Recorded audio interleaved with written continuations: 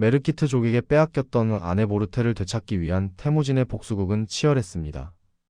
그는 아버지의 옛 친구였던 케레이트 부족의 옹칸과 자신의 의형제 자무카에게 도움을 청했습니다. 세 부족의 연합군은 폭풍처럼 메르키트족을 덮쳤고 마침내 적들을 섬멸하고 보르테를 구해냈습니다. 하지만 그것은 끝이 아니라 더 거대한 전쟁의 시작이었습니다. 초원의 패권을 두고 의형제였던 자무카와의 피할 수 없는 대결이 기다리고 있었기 때문입니다. 수년간 이어진 피비린내 나는 내전 끝에 태무진은 마침내 자무카를 꺾고 몽골 초원의 유일한 지배자가 되었습니다. 1206년 오난 강가에서 열린 데쿠릴타이. 수많은 부족장이 모인 자리에서 44세의 태무진은 마침내 모든 몽골인의 황제 칭기즈칸으로 추대되었습니다. 쥐를 잡아먹던 버림받은 소년이 초원의 신이 되는 순간이었습니다.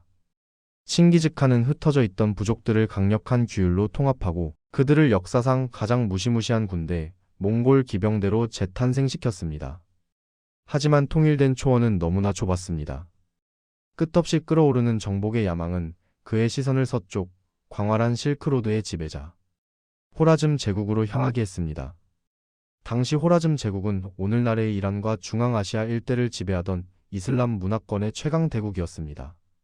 화려한 도시들은 황금과 비단으로 넘쳐났고 상인들의 행렬은 끝이 보이지 않았습니다.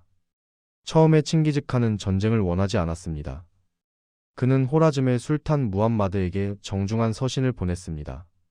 나는 동방의 해 뜨는 곳을 다스릴 테니 그대는 서방의 해 지는 곳을 다스리시오. 우리 서로 좋은 이웃이 되어 자유롭게 무역하며 지냅시다. 칭기즈칸의 제안은 진심이었습니다. 그는 자신의 진정성을 보여주기 위해 450명에 달하는 대규모 이슬람 상인 사절단을 조직했습니다. 수백 마리의 낙타 등에는 초원에서 가장 귀한 보물들이 가득 실렸습니다. 눈부시게 하얀 흙담비 모피 수천 장, 몽골 초원에서만 나는 희귀한 약초들, 그리고 황금과 은으로 만든 정교한 공예품들이 사막의 태양 아래 번쩍이며 긴 행렬을 이루었습니다. 칭기즈칸은 사절단 대표에게 신신당부했습니다. 술탄에게 나의 존경을 표하고 이 선물들을 바치며 우리의 평화 의지를 꼭 전하도록 하라. 사절단은 부푼 꿈을 안고 호라즘 제국의 국경 도시 오트라르에 도착했습니다. 하지만 그곳에는 탐욕이라는 악마가 기다리고 있었습니다. 오트라르의 성주 이날축은 몽골 사절단이 가져온 엄청난 양의 보물을 보자마자 눈이 멀어버렸습니다. 그는 이 막대한 재물을 톡 차지하기 위해 끔찍한 음모를 꾸몄습니다. 그는 술탄에게 거짓 보고를 올렸습니다. 폐하 몽골에서 온 자들은 상인을 가장한 간첩들입니다.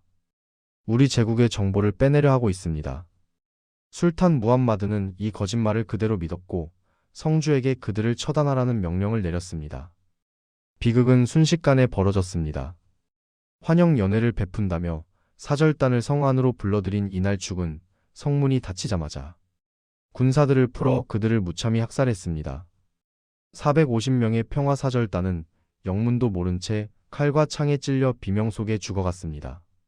그들이 가져온 모든 보물은 이날축의 창고로 들어갔고 붉게 물든 시체들은 성 밖의 모래 언덕에 버려졌습니다. 그 끔찍한 학살 현장에서 기적적으로 살아남은 단 한 명의 생존자가 있었습니다. 그는 피투성이가 된 몸을 이끌고 밤을 도와 사막을 건너 칭기즈칸이 있는 몽골 초원으로 돌아왔습니다. 찢어진 옷과 말라비틀어진 입술, 공포에 질려 초점을 잃은 눈동자. 생존자는 칭기즈칸의 발 아래 엎드려 오열하며 오트라르에서 벌어진 참극을 낱낱이 보고했습니다.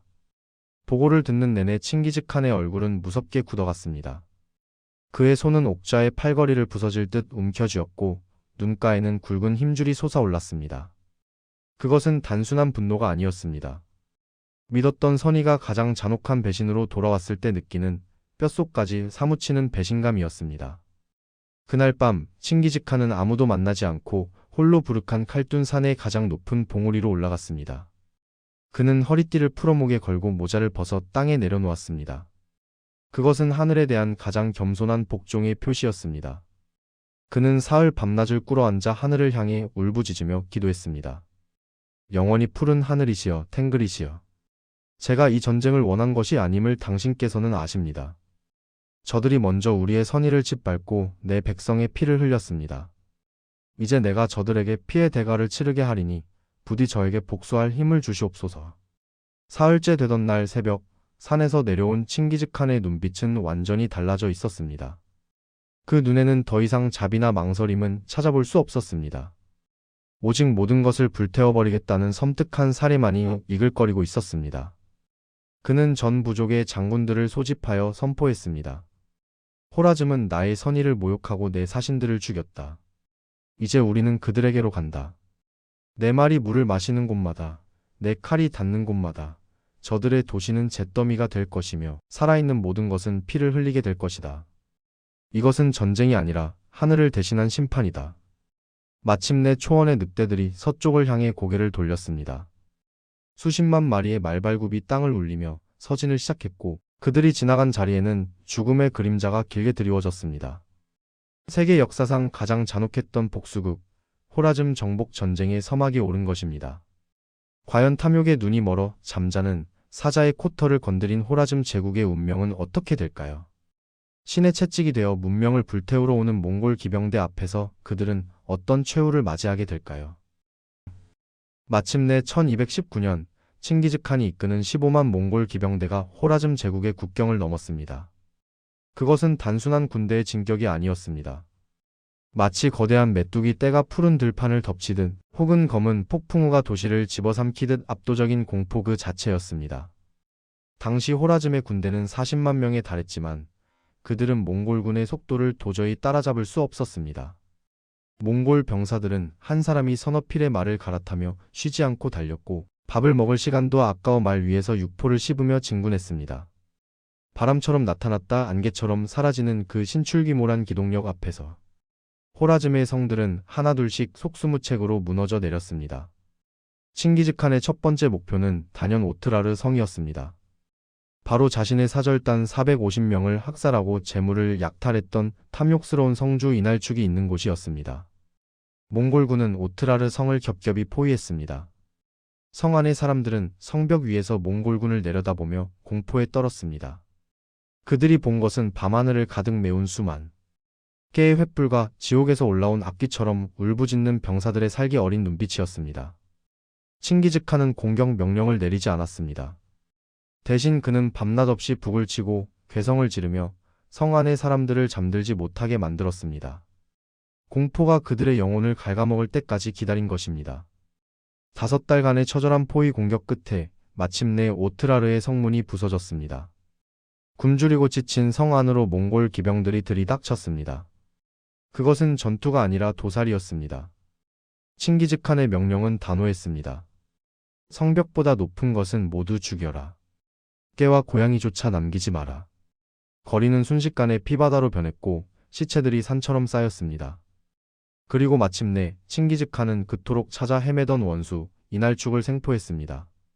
칭기즈칸은 이날축을 꿇어앉히고 차갑게 내려다보았습니다.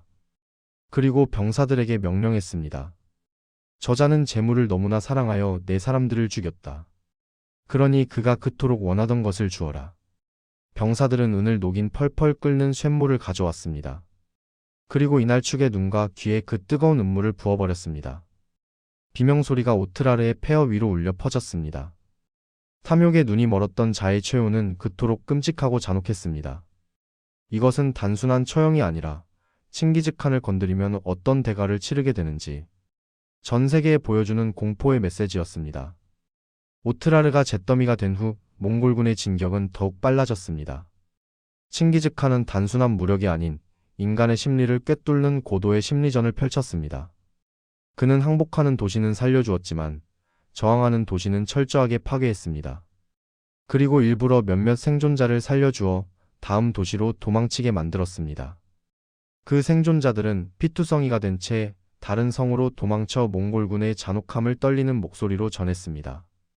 그들은 인간이 아닙니다. 악마입니다. 저항하면 모두 죽습니다. 이 소문은 몽골군보다 더 빨리 퍼져나갔고 공포에 질린 도시들은 몽골군이 깃발만 들어도 성문을 열고 항복하기 시작했습니다. 싸우지 않고 이기는 것, 공포를 무기로 삼는 것.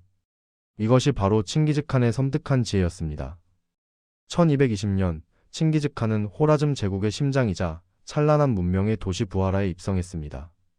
수백 개의 모스크와 도서관이 즐비했던 아름다운 도시는 이제 정복자의 말발굽 아래 놓였습니다. 칭기즈칸은 도시의 가장 큰 모스크 앞 광장에 말을 타고 나타났습니다. 공포에 질려 엎드려 있는 수만 명의 시민들과 귀족들을 내려다보며 그는 역사에 남을 유명한 연설을 남깁니다. 통역관이 떨리는 목소리로 그의 말을 전했습니다. 너희는 묻고 싶을 것이다. 우리가 왜 이런 끔찍한 재앙을 겪어야 하는지, 내가 누구인지. 칭기즈칸은 채찍을 들어 하늘을 가리키며 천둥처럼 외쳤습니다. 나는 신의 형벌이다. 너희가 큰 죄를 짓지 않았다면 신께서 나 같은 형벌을 너희에게 보내지 않았을 것이다. 신의 형벌. 스스로를 신이 보낸 재앙이라 칭하는 이 오만하고도 압도적인 선언 앞에 부하라의 시민들은 전율했습니다. 그들에게 칭기즈칸은 더 이상 인간 정복자가 아니었습니다. 거역할 수 없는 천재지변이자 하늘이 내린 운명 그 자체였습니다. 이 선언과 함께 호라즘 제국의 운명은 결정되었습니다. 찬란했던 문명은 불길 속에 사라졌고 수백 년간 쌓아 올린 도서관의 책들은 몽골군의 말구유로 쓰였습니다. 하지만 이것은 시작에 불과했습니다. 칭기즈칸의 분노는 아직 식지 않았습니다. 그는 도망친 호라즘의 왕 술탄 무함마드를 지구 끝까지 쫓아가라고 명령했습니다. 역사상 가장 긴 추격전이 시작된 것입니다. 제국의 황제가 쫓기는 신세가 되어 비참하게 도망치는 동안 칭기즈칸의 아들들은 또 다른 목표를 향해 칼을 겨누고 있었습니다. 바로 호라즘 너머 미지의 땅 유럽이었습니다. 부하라가 함락되고 자신이 신의 형벌이라 선언한 칭기즈칸은 이제 마지막 사냥을 시작했습니다. 사냥감은 바로 사절단 학살을 승인했던 호라즘의 지배자 술탄 무함마드였습니다. 칭기즈칸은 자신의 가장 충성스럽고 잔혹한 두 마리 사냥개 제베와 수부타이 장군을 불렀습니다. 그리고 짧고 섬뜩한 명령을 내렸습니다. 술탄을 쫓아라. 그가 땅속으로 숨으면 땅을 파고 하늘로 날면 날개를 꺾어서라도 내 앞에 데려와라. 그가 쉬지 못하게 하고 먹지 못하게 하고 잠들지 못하게 하라. 역사상 가장 긴 추격전이 시작되었습니다. 40만 대군을 거느렸던 제국의 황제 무함마드는 이제 고작 몇 명의 호위병만을 데리고 도망치는 신세가 되었습니다. 그는 몽골군이 무서워 한 곳에 이틀 이상 머물지 못했습니다. 화려한 궁전을 버리고 비단옷을 벗어 던지고 촌부의 옷을 입은 채 사막과 산맥을 넘어 도망쳤습니다. 하지만 몽골의 추격대는 마치 귀신처럼 그의 냄새를 맡고 쫓아왔습니다. 그가 잠시 쉬려고 마을에 들르면 어느새 지평선 너머에서 흙먼지를 일으키며 몽골 기병대가 나타났습니다. 공포가 그의 영혼을 갉아먹었습니다. 그는 자신의 그림자조차 몽골군으로 착각해 소스라치게 놀랄 정도로 미쳐가고 있었습니다. 몇 달간의 비참한 도주 끝에 술탄이 마지막으로 숨어든 곳은 카스피해의 작은 섬이었습니다. 육지에서 멀리 떨어진 외딴 섬, 더 이상 갈 곳이 없는 막다른 길이었습니다. 한때 동서양의 무역을 독점하고 황금으로 성을 쌓았던 호라즘의 황제는 그 춥고 습한 섬에서 폐렴에 걸려 피를 토하며 죽어갔습니다. 그가 죽을 때 그의 곁에는 그를 묻어줄 수의조차 없었습니다. 결국 그는 입고 있던 낡은 셔츠에 쌓여 차가운 흙바닥에 묻혔습니다.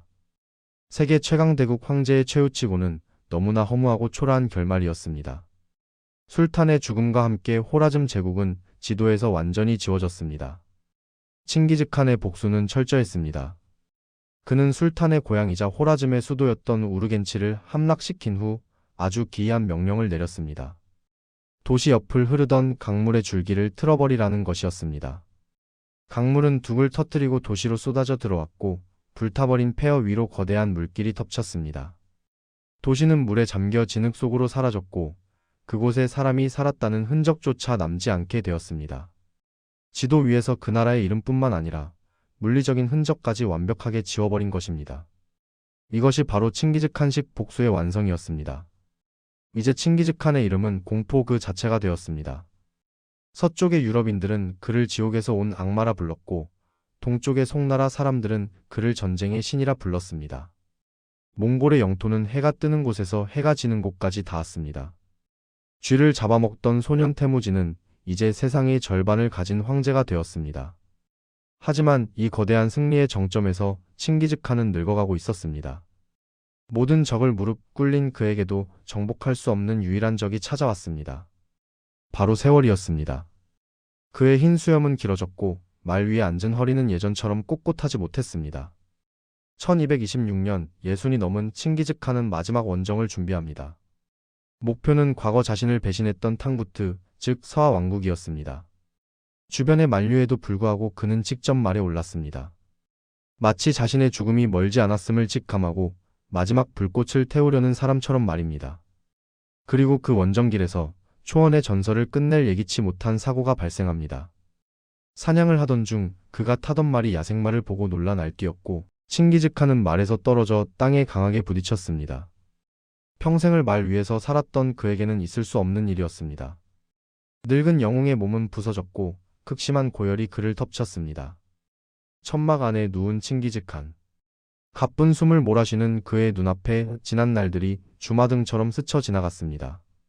버림받았던 어린 시절의 추위, 형제를 죽였던 활시 위의 떨림, 아내를 잃고 울부짖던 밤, 그리고 불타오르던 호라즘의 도시들. 세상의 모든 것을 가졌지만 이제 빈손으로 돌아가야 할 시간이 다가오고 있었습니다. 그는 흔들리는 눈빛으로 아들들과 부하들을 불렀습니다. 그리고 역사상 가장 거대하고 미스터리한 유언을 남기기 위해 입을 열었습니다. 나의 죽음을 적에게 알리지 마라. 그리고 나를 묻은 곳을 이 세상 누구도 찾지 못하게 하라. 과연 그가 남긴 마지막 명령은 무엇이었을까요? 왜 그는 자신의 무덤을 숨기려 했을까요? 그리고 그의 죽음 이후 그의 장례식에 참석했던 사람들에게 벌어진 끔찍한 일은 도대체 무엇이었을까요? 초원의 늑대 그 마지막 이야기가 다음 3부에서 이어집니다.